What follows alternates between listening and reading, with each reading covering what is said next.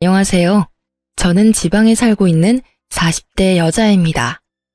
사연을 듣다 보니 참 욕이 절로 나오는 사연들이 많던데 저 역시 욕이 술술술 나오는 사연을 품고 있어 구독자분들과 함께 한바탕 욕이라도 하고자 사연을 쓰게 되었어요. 함께 해주시겠어요? 남편과 전 결혼한 지 7년 차가 되는 부부였어요. 남편과 저 사이엔 애교로 똘똘 뭉친 4살이 된 예쁜 딸이 있었고 사이는 그냥저냥 평범했어요. 손꼽힐 만큼 인고 부부도 아니었고 그렇다고 해서 하루가 멀다고 싸우는 사이도 아니었고요. 딸은 어린이집을 다니고 있었는데 맞벌이를 하다 보니 아침엔 일찍 집에서 나서고 오후엔 늦게 집으로 돌아오게 되었는데 어느 순간부터 딸이 그 상황을 너무나도 힘들어하더라고요. 남편과 전 고민에 빠졌고 대화를 해본 결과 딸 바보인 남편이 육아휴직을 쓰고 딸을 돌봐주기로 했어요. 여보, 그냥 내가 육아휴직 쓸게. 응? 정말? 정말 당신이 쉬어도 되겠어? 우리 회사 생각보다 육아휴직에 관대하기도 하고 무엇보다 채민이가 힘들어하는데 하는 수 없지. 당신 회사는 육아휴직 내면 복직하기 힘들 수도 있다고 했었잖아. 조금 그런 분위기이긴 해. 눈치도 막 주고 이상한 부서로 옮겨지기도 하고 말이야. 그러니까 그냥 내가 쓰는 게 맞는 것 같아. 이 김에 채민이랑 시간도 많이 보내고 나름 의미 있는 시간일 것 같아. 참 고맙더라고요. 사실 쉬운 결정은 아니잖아요. 그럼에도 불구하고 흔쾌히 사실 자기는 좀 쉬고 싶었는데 잘 됐다며 자신이 휴직을 낼 테니 아무 걱정하지 말고 회사 생활 잘 하라고 응원해 주더라고요. 이제 우리 집은 가장이 저라고 하면서요. 그렇게 남편의 희생 덕분에 딸은 눈에 띄게 밝아지기 시작했고 전 가정을 위해 힘든 결정을 내려준 남편에게 고마워 주말엔 더욱 남편과 아이를 위해 저의 모든 시간과 에너지를 쏟아부었어요. 그렇게 참 든든하고도 고마운 남편이었는데 어느 순간부터 저의 고마웠던 마음이 무너져 내리기 시작했어요. 시작은 사소했습니다. 육아휴직 후 처음엔 청소부터 빨래, 설거지까지 싹 해놓던 남편은 어느 순간부터 아무것도 하지 않기 시작하더라고요. 그럴 수 있다고 생각하며 남편을 이해하려고 노력했지만 도저히 이해되지 않는 것이 있었어요. 그건 바로 자신이 먹은 밥그릇조차 씻어놓지 않고 방치해두는 것이었는데 그건 남편이 회사 생활을 할 때도 척척 알아서 다 하던 일이었던 터라 저로서는 더욱 이해가 되지 않더라고요. 남편이 휴직을 한다고 해서 딸이 어린이집을 나가지 않는 것도 아니고 다 해놓은 국에 반찬에 밥만 퍼서 먹고 그 그릇 정도야 씻을 시간이 충분할 텐데 그마저도 하지 않는 건 해도 너무한다는 생각이 들었어요. 하지만 가족을 위해 희생한 남편에게 이런 잔소리까지 하고 싶지 않았던 저는 그냥 제가 좀 더 움직이자는 생각을 하며 참고 또 참았어요. 그러던 어느 날 퇴근을 하고 집으로 갔더니 집이 엉망진창도 그런 엉망진창이 또 없더군요. 옷방엔 옷이란 옷은 다 꺼내져 뒤엉켜 있었고 거실엔 아침에 아이가 펼쳐놨던 장난감들이 그대로 있고 욕실 바닥엔 머리카락으로 무슨 짓을 한 것인지 남편의 머리카락이 엄청나게 떨어져 있더라고요. 거기서 끝이 아니었어요. 주방 싱크대엔 아침에 먹은 그릇들과 온갖 음식물들이 그대로 쏟아져 있었고 식탁 위엔 점심때 끓여 먹은 라면 냄비와 그릇, 김치통이 고스란히 올려져 있었어요. 폭격을 맞은 집안꼴에 저는 분노가 끓어오르고 있었고 남편과 딸은 집안 어디에도 없었어요. 전 남편에게 전화를 걸어보았지만 돌아오는 것은 안내 멘트 뿐이더군요. 받지 않는 전화를 수없이 걸어대는 것도 잠시 전 집을 정리하기 시작했고 끝나지 않을 것만 같던 집도 차츰차츰 정리가 되어갔어요. 정리를 끝낸 후 욕실 청소를 하는 김에 몸도 씻고선 나왔고 그 모든 걸 마쳤는데도 남편과 딸은 돌아오지 않더라고요. 전 다시 남편에게 전화를 걸었지만 여전히 남편은 전화를 받지 않았고 그쯤 되니 화보다는 걱정이 되기 시작했어요. 경찰에 신고라도 해야 하나? 밖에 나가서 찾아봐야 하나? 온갖 생각이 머릿속을 오가는 그 순간 남편과 딸이 들어서더라고요. 두 사람의 표정은 저와는 상반되게 밝았고 전 안도감과 함께 다시 화가 끓어오르기 시작했어요. 일단 전 눈에 잠이 가득한 딸을 씻기고 재우고 난 후 침대에 누운 남편에게 이야기를 좀 하자고 했어요. 여보, 자? 나랑 이야기 좀 해. 무슨 이야기? 아유, 나 피곤해. 내일 이야기해, 내일. 당신만 피곤해? 나도 피곤해. 저의 닭달에 남편은 인상을 잔뜩 찡그리며 몸을 일으키더니 한숨을 푹 내쉬더군요. 무슨 이야기? 무슨 이야기? 몰라서 물어? 내가 얼마나 걱정한 줄 알아? 퇴근하고 집에 왔는데 당연히 있어야 하는 당신하고 채민이는 보이지도 않고 당신한테 전화하니 전화는 안 받고 오죽했으면 경찰에 신고까지 하려고 했다고. 사람을 이 정도로 걱정시켰으면 들어오자마자 피곤하다고 자는 게 아니라 적어도 오늘 이렇게까지 늦은 이유라도 설명해줘야 하는 거 아니야? 어린이집 데리러 갔더니 채민이가 공원에서 놀고 싶다고 해서 맞은편 공원에서 놀다 보니 이렇게 됐어. 밥도 안 먹고 이때까지 놀았다고? 공원에서? 밥은 먹였지. 신나게 놀다가 배고프다길래 근처 가게에서 대충 사 먹이고 집에 가자니까 싫다고 하잖아. 그래서 조금만 더 하다 보니까 어느새 밤이 됐더라고. 전화해주려고 했는데 배터리가 다 돼서 할 수가 없었어. 아니, 애가 아무리 더 놀고 싶다고 해도 잘 설명해서 데리고 들어왔어야지. 그게 쉬워? 울고불고 떼쓰는데? 할 말 더 있어? 더 있더라도 내일 해. 나 진짜 피곤해. 짜증 섞인 투로 답한 남편은 등을 돌려버리곤 코까지 골며 잠들어 버렸어요. 전 결국 집안이 엉망이었던 건 한마디도 따지지도 못한 채 입을 닫고 남편의 옆에 누웠고 왜인지 수상한 기분이 계속해서 들기 시작하더군요. 그 이후에도 남편은 가끔 딸과 함께 밖에서 늦은 시간까지 시간을 보내고 들어왔고 그때마다 집은 더 엉망인 건 물론이고 연락조차 되지 않았죠. 그런 남편의 행동이 몹시 수상했지만 혼자도 아니고 딸까지 데리고 나가서 이상한 짓을 할 리도 없다고 생각했죠. 혹시나 하는 마음에 딸에게 아빠와 놀다 오니 좋냐고 물어보았더니 엄청나게 좋다며 아빠가 이것저것 하며 놀아줬다고 자랑하는 걸 보니 딸과 함께 놀다 오는 것은 확실해 보였어요. 그래서 전 남편에게 딸과 노는 것도 좋고 늦는 것도 좋고 다 좋은데 다른 건 몰라도 이렇게 늦는 날엔 제가 걱정하지 않게 연락이라도 하라고 했고 남편은 귀찮아 죽겠다는 얼굴로 알겠다고 하더군요. 그날 이후 남편이 그따구로 구니 저 역시 남편에 대한 고마움은 사라지고 있었고 이상한 기류마저 풍기니 점점 예민해지더라고요. 그런 저의 예민함을 남편도 느꼈는지 어느 날부턴 다시 집을 치우고 저녁까지 해놓고 저를 기다리기 시작했어요. 말투도 전보다 더 다정하게 바뀌었고요. 여보 왔어? 샤워하고 밥 먹을 거지. 얼른 씻고 와서 밥 먹어. 내가 다 차려놨어. 어? 웬일이래? 밥상까지 다 차려놓고. 웬일은 무슨.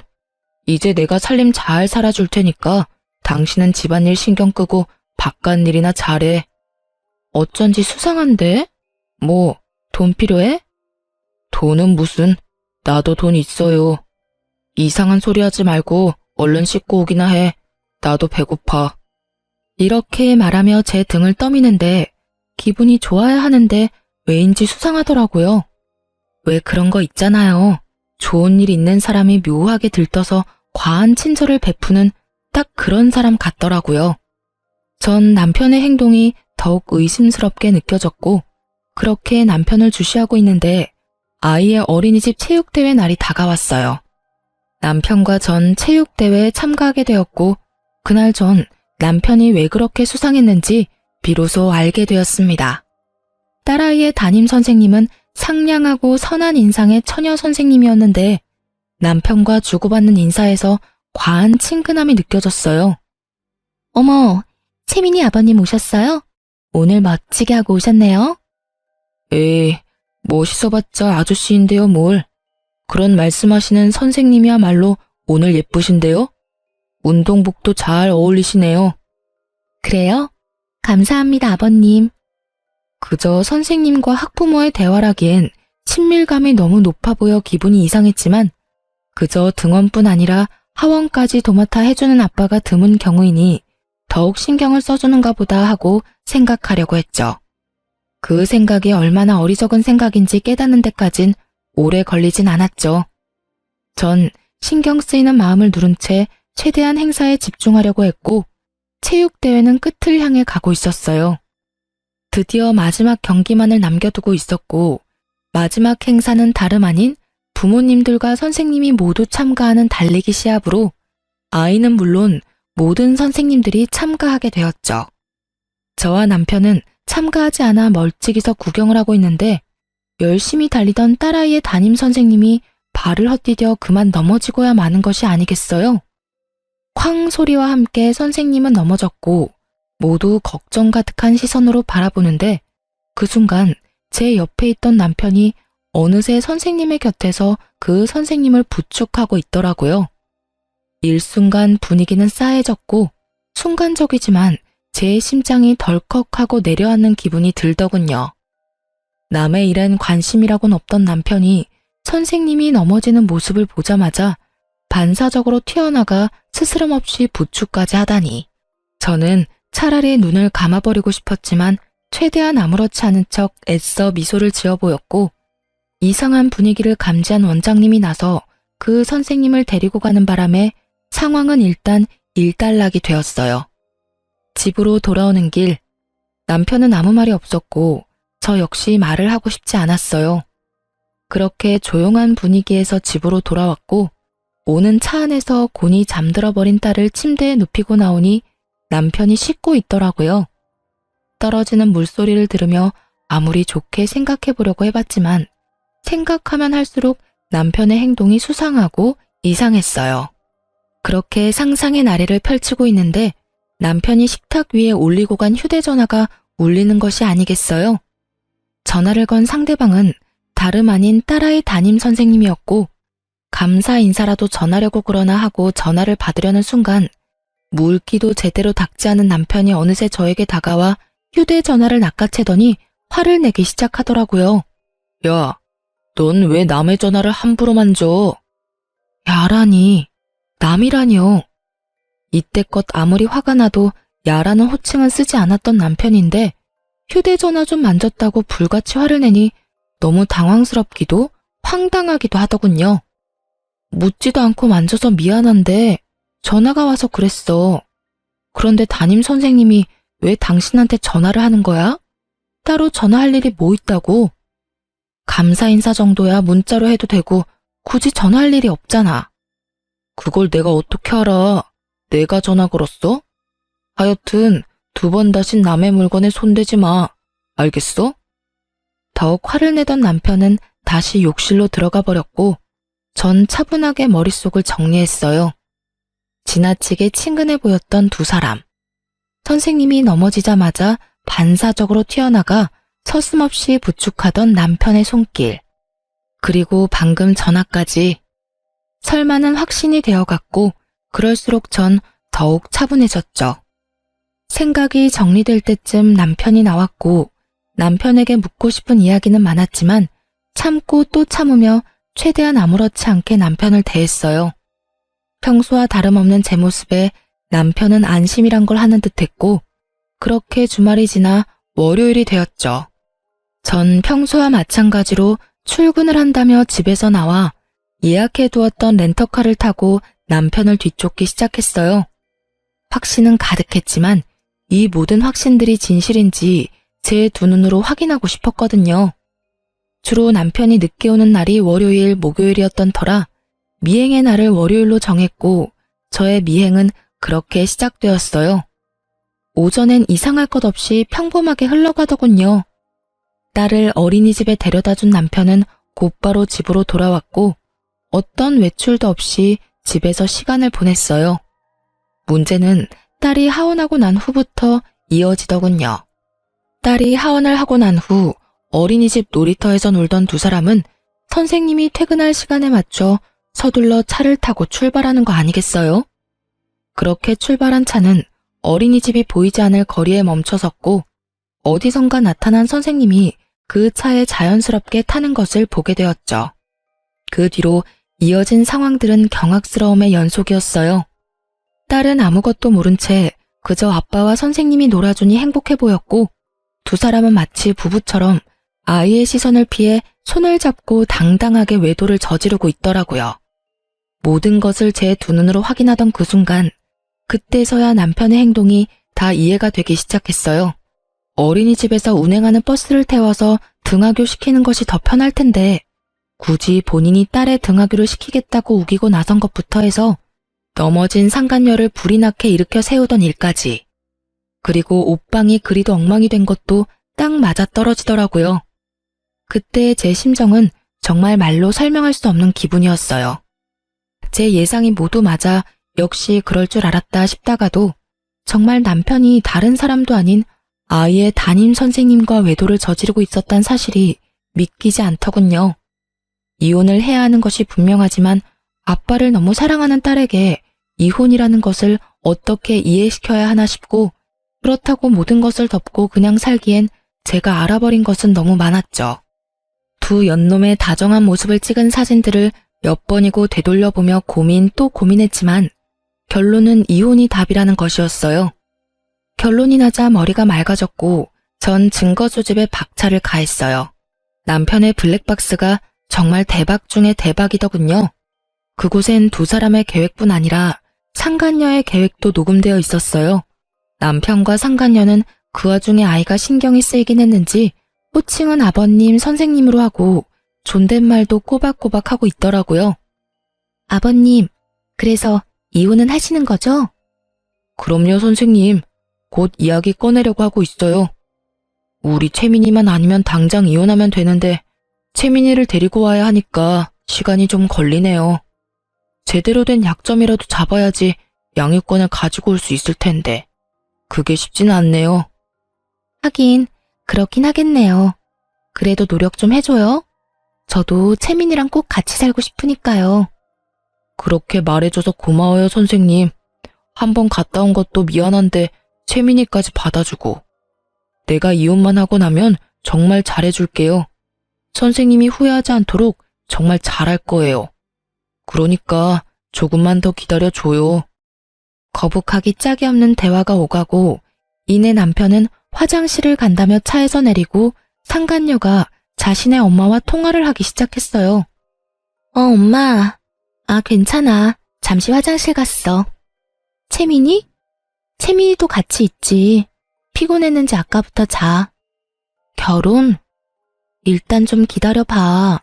이혼을 해야 결혼을 하든 말든 하지. 채민이 정말 키울 거냐고? 내가 미쳤어? 내가 애를 왜 키워? 그것도 남의 새끼를.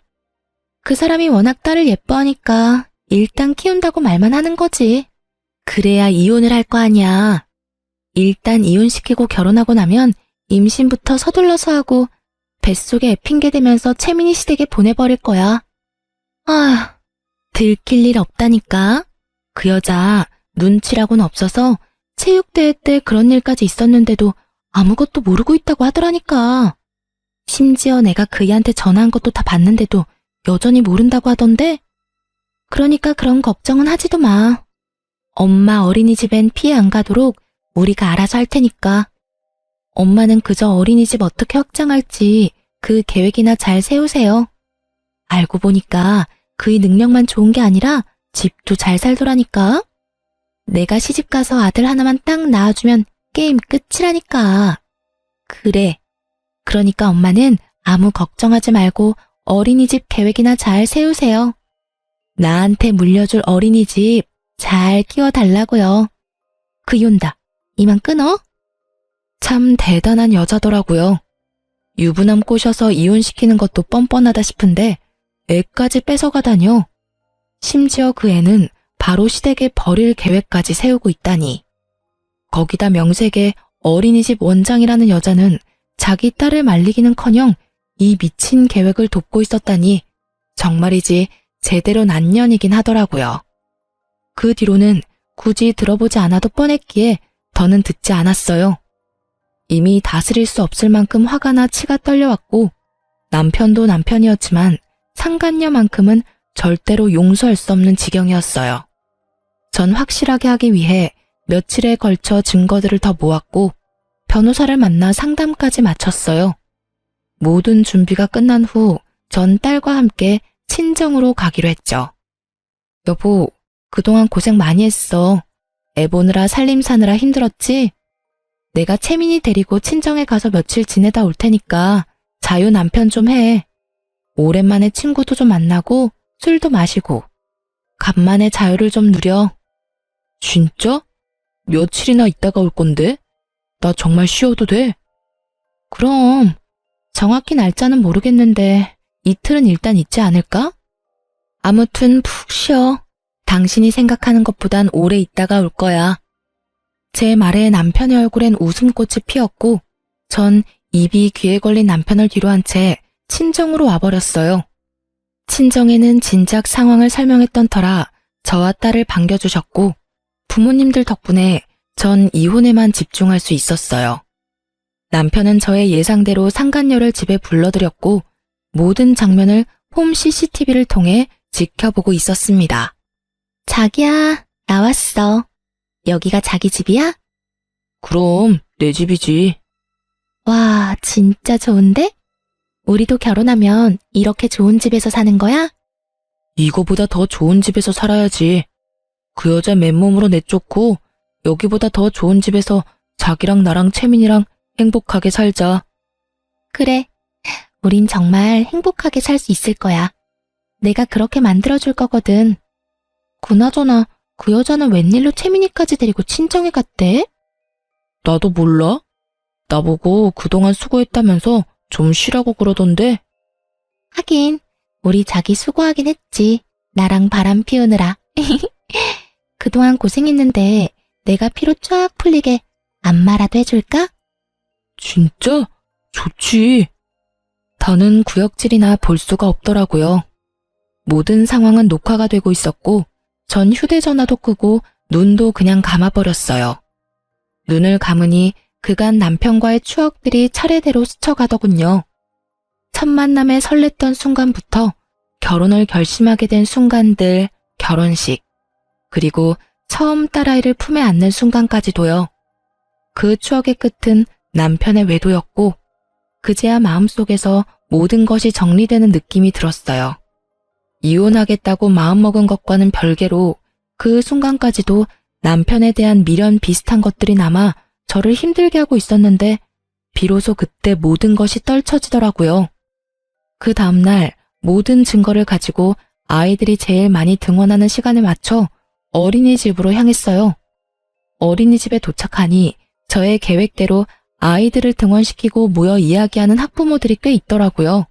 심각한 표정의 제가 어린이집에 들어서자 모든 시선이 저에게 향했고 전 그대로 어린이집 현관 입구로 향했어요. 입구엔 보조 선생님이 계셨는데 심각한 표정의 저를 발견하곤 부탁하지도 않았는데 상간녀를 불러주더라고요.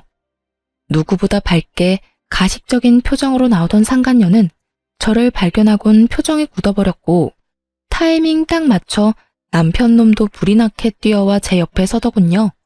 사실 제가 출발하기 전 좋은 구경시켜줄 테니 어린이집으로 오라고 문자를 보냈었거든요. 사건의 주인공들이 다 한자리에 모였고 대화를 시작하기 전 남편의 자리를 다시 정해주었어요. 제 옆이 아닌 상간녀의 옆으로 말이죠. 여기 말고 네가 사랑하는 여자 옆에 가서 서. 제 말에 적잖게 당황한 남편놈은 반사적으로 부인을 하고 나서더군요. 그게 무슨 말이야. 사랑하는 여자라니. 채민이 엄마, 이분 채민이 담임 선생님이잖아.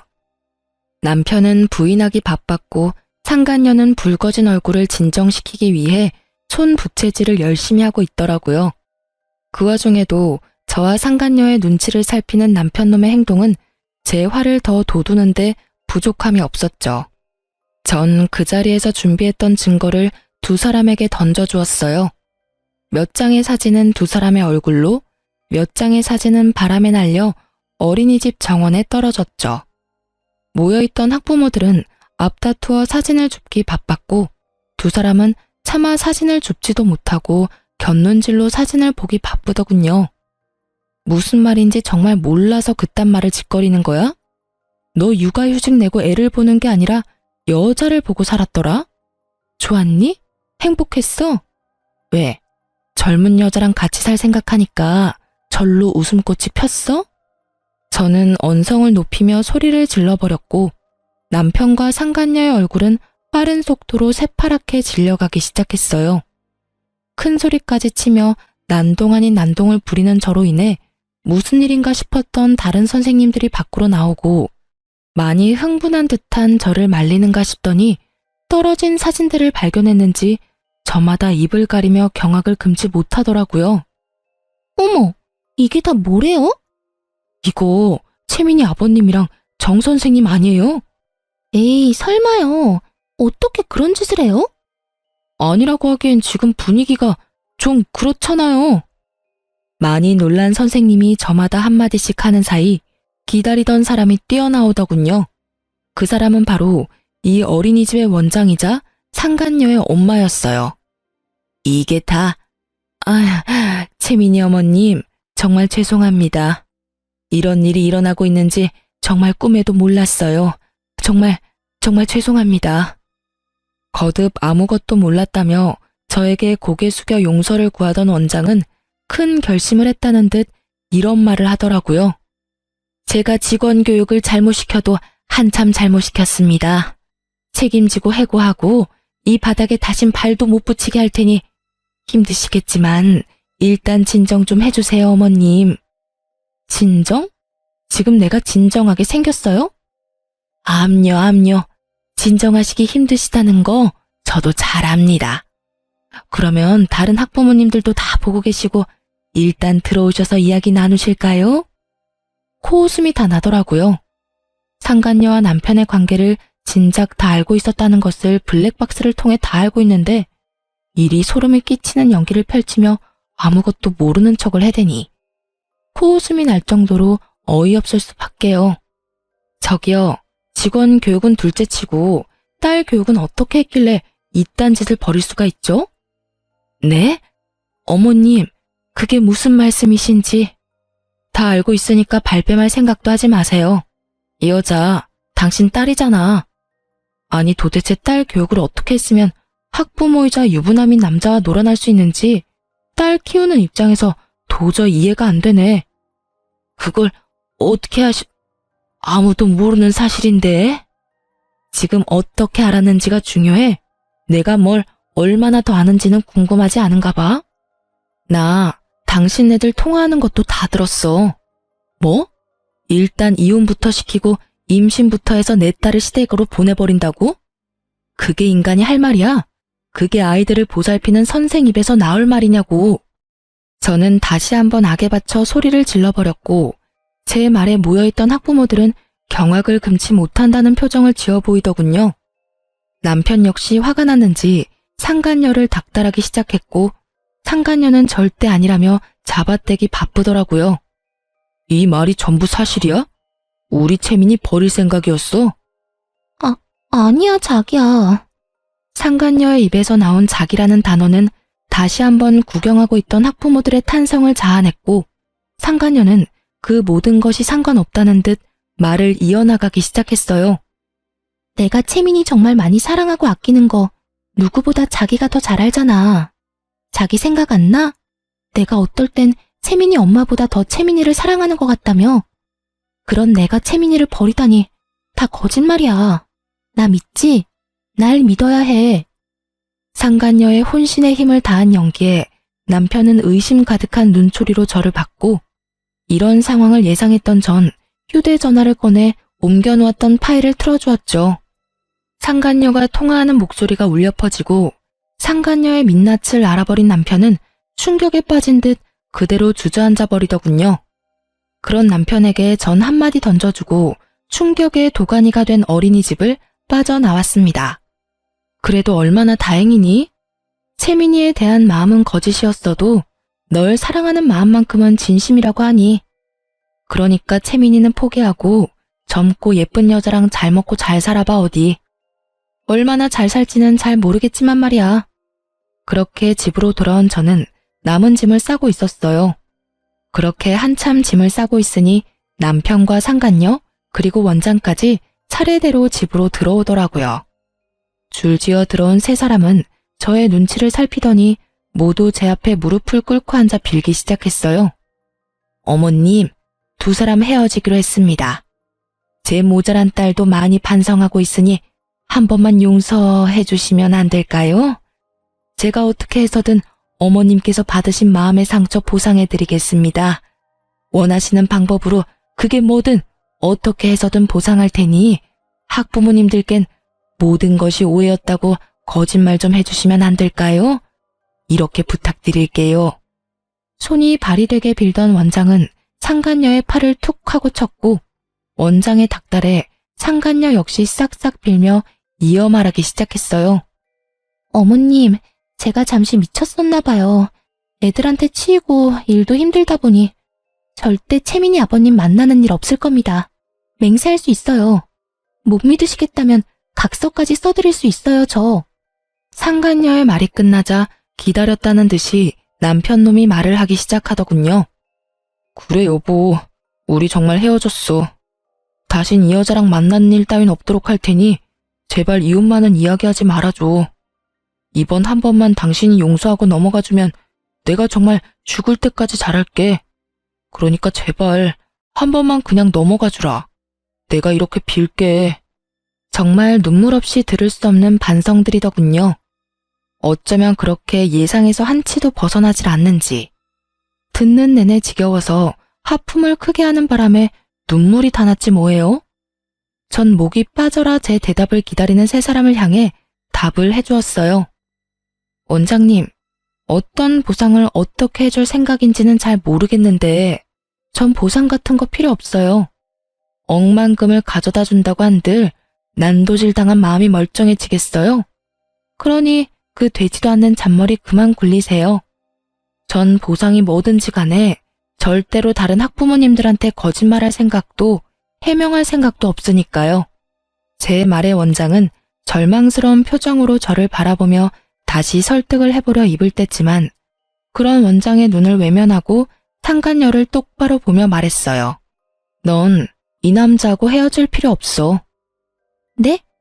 그게 무슨 말씀이세요? 헤어질 필요가 없다뇨. 말 그대로야. 내가 이 남자 너 줄 테니까 그냥 가져. 네가 데리고 살라고. 그렇게 사랑한다고 해놓고 헤어지긴 왜 헤어져? 그냥 둘이 행복하게 잘 살아봐. 단, 넌 다신 선생질하며 살 생각은 하지도 마. 혹시나 어디에서 또 선생질하고 있다는 소문 들리는 날엔 지구 끝까지 너 쫓아가서 학부모하고 놀아난 더러운 년이라고 온 동네에 소문 내줄 테니까. 꼭 그렇게까지 하셔야겠어요?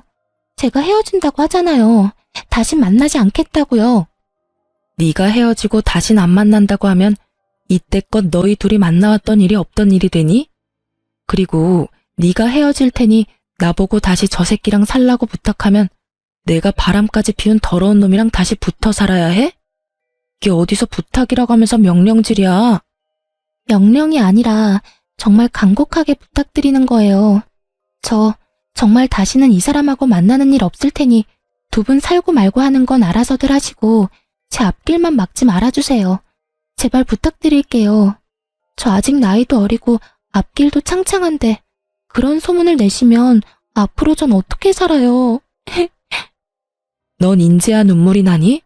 난 이제 눈물이 말랐는데 말이야.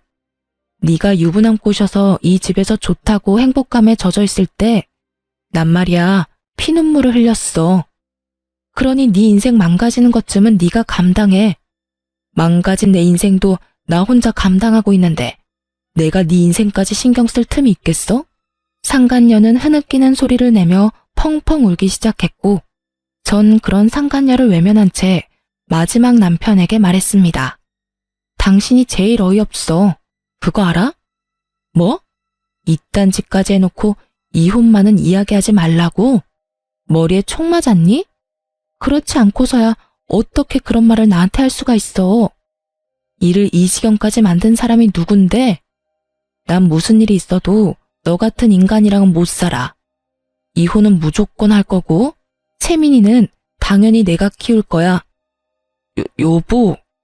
그 더러운 입으로 여보라고 부르지도 마. 소름 끼치니까. 아, 내가 채민이는 보여주긴 할 건데 그 역시 내가 정할 거고 만날 수 있는 횟수도 많진 않을 거야. 그 정도는 감당해야 하지 않겠어? 제 말이 끝나자 세 사람은 저마다 할 말이 많아 보였지만 전 짐을 챙겨 집에서 나와 친정으로 와버렸고 친정까지 찾아오는 건 겁이 났는지 더는 쫓아오진 않더군요. 전 친정에서 부모님의 도움을 받으며 이혼과 함께 상간녀 소송을 진행했고 그 과정은 정말 길고도 험했습니다. 하지만 과정이 힘들었던 만큼 제가 원하는 결과를 얻게 되었고 무엇보다 양육권을 지킬 수 있게 되어 참 다행이었어요. 이혼을 하고 난 후 해당 어린이집은 원장 딸이 학부모와 놀아났다는 소문이 빠르게 퍼져 1년도 안 되어 문을 닫게 되었고 더러운 소문에 휩싸였던 어린이집이라 선뜻 맡겠다는 사람이 나타나지 않는다고 하더군요. 그 덕에 원장은 그 비싼 월세를 울며 겨자 먹기로 내야만 했고 어린이집을 연 지 1년도 채 되지 않았던 터라 투자금도 회수하지 못한 채 문을 닫게 된 원장은 거의 알거지 신세가 되었다는 소식을 들을 수 있었어요.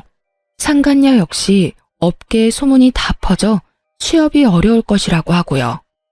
이러나 저러나 저에겐 참 통쾌한 소식이더군요. 그렇게 저의 채증을 시원하게 날려주는 소식들이 전해지는 동안 시댁에서도 모든 사실을 알았는지 전화가 왔더라고요. 모든 상황을 이제서야 아셨다며 저를 대신해 전 남편 욕을 해주시더군요. 채민어미야, 이야기 다 들었다. 어떻게 이런 일이 있을 수가 있는지 마음고생 많이 했지? 아, 처음 알았을 땐 많이 힘들었는데 이혼하면서 마음 정리를 해서 그런지 이제 많이 괜찮아졌어요. 매번 괜찮다고만 하니 정말 괜찮은 건지 아니면 그냥 괜찮다고 하는 건지. 며칠 전에 그 녀석이 집으로 찾아왔더구나.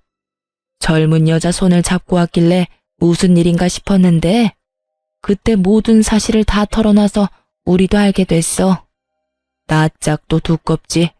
아무리 부모 앞이라도 부끄러운 것도 모르고 잘도 그 여자를 데리고 와선 말도 안 되는 소리를 늘어놓는데 정말 마음 같아선 뱃속에 다시 넣어버리고 싶었어. 어머님, 아버님 많이 놀라셨겠어요. 놀라기만 했겠어? 나도 나지만 영감이 화가 많이 나서 난리가 났었지. 그 사달을 냈으면 둘이 쥐 죽은 듯이 숨어 살 생각은 못할 망정 둘이 손까지 잡고 나타나서 뭐라고 하는 줄 아니? 글쎄 우리를 모시고 살고 싶다고 하더구나. 말이 모시고 사는 거지 우리가 바보야? 그 시꺼먼 속내 하나 모르게? 모시고 살면서 제 아비 재산이나 야금야금 축낼 생각이 훤히 보이는데 내가 정말 기가 다 막혔단다. 그래서 난 물 한 바가지를 퍼다 부어줬고 영감은 연을 끈차고 으름장을 놔버렸어. 아휴, 우리도 이렇게 속이 문드러지는데 네 속은 어땠겠어? 전 이제 정말 괜찮아요. 어머님, 아버님이 더 속상하셨겠어요. 자식이라곤 그 사람 한 명인데 그리 영까지 끊어버리시고요. 우린 속이 다 시원하다고 했다. 그깟 자식 없는 걸로 치고 사는 게 차라리 나아. 그딴 놈 끼고 살아봤자 노후에 대접이나 해주겠어? 짐짝 취급이나 하겠지. 그러니 우리 걱정은 말고 너나 잘 살아.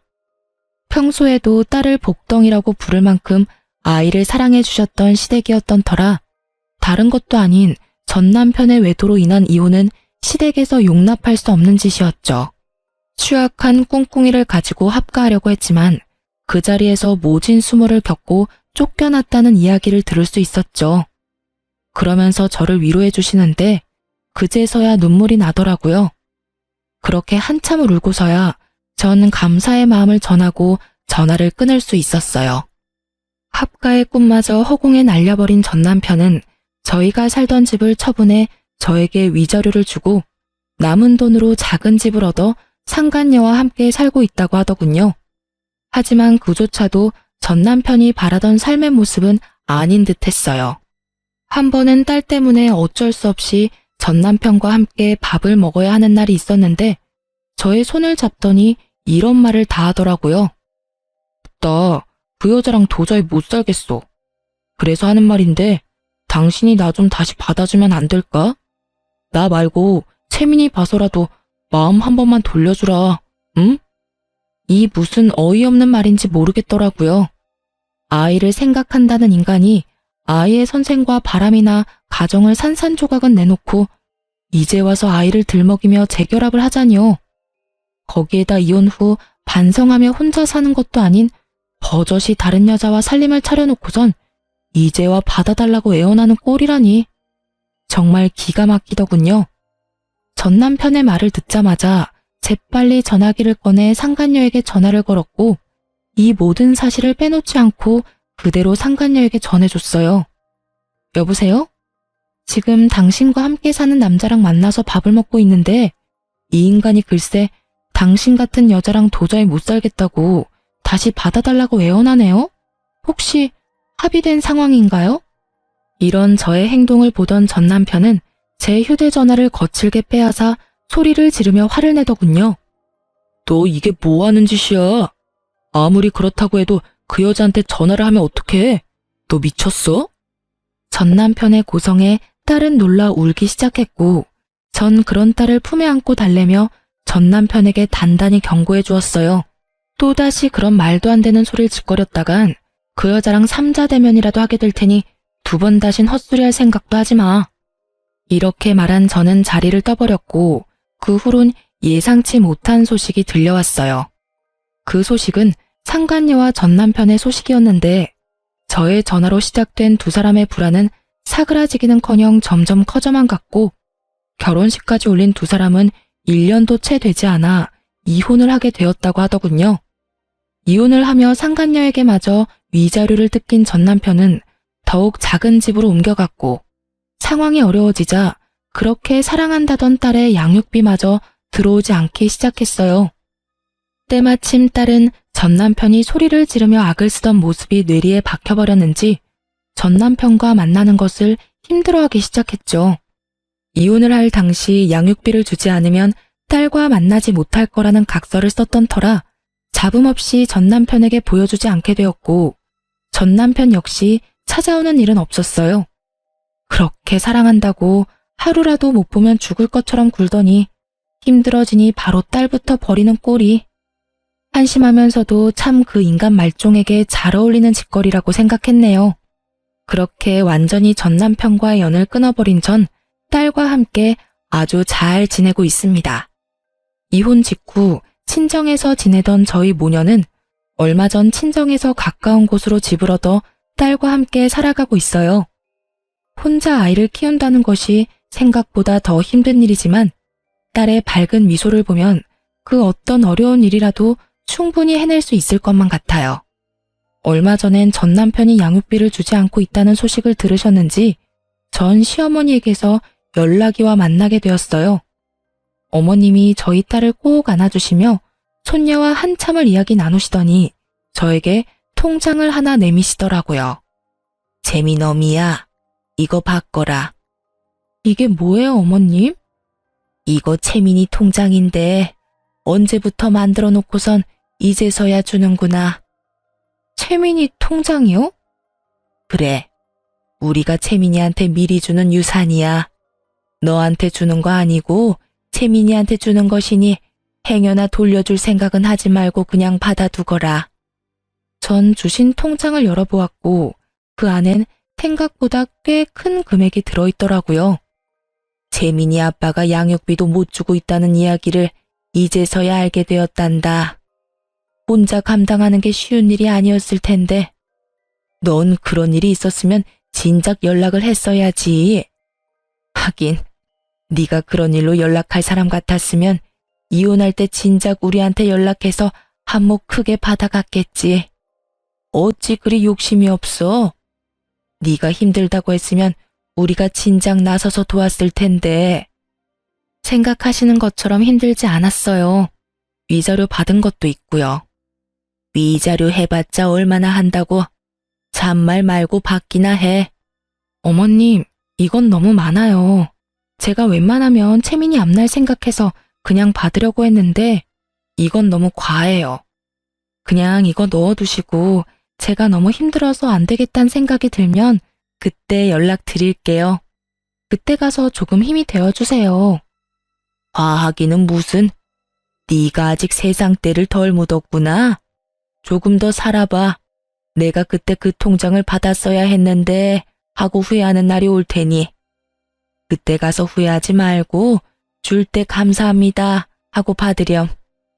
네가 말하는 그때까지 우리가 살아있을지 죽었을지 누가 알겠어?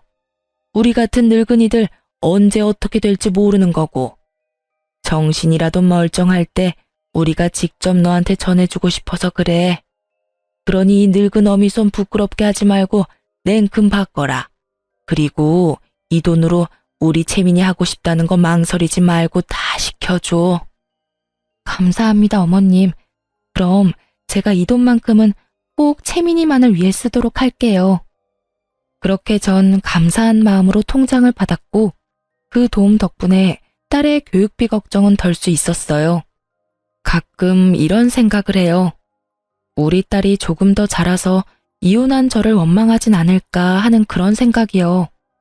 그런 생각이 들 때마다 전 딸에게 더욱 잘하려고 노력하고 있습니다. 제가 더 잘하고 더 잘 보살피면 원망의 마음이 이해의 마음으로 변할 수도 있지 않겠어요? 앞으로도 전 딸과 함께 더 많은 것을 보고 더 많은 것을 경험하며 그렇게 함께 지내볼 예정이에요. 이로써 저의 사연은 끝이 났네요. 긴 시간 저의 사연 들어주셔서 감사합니다.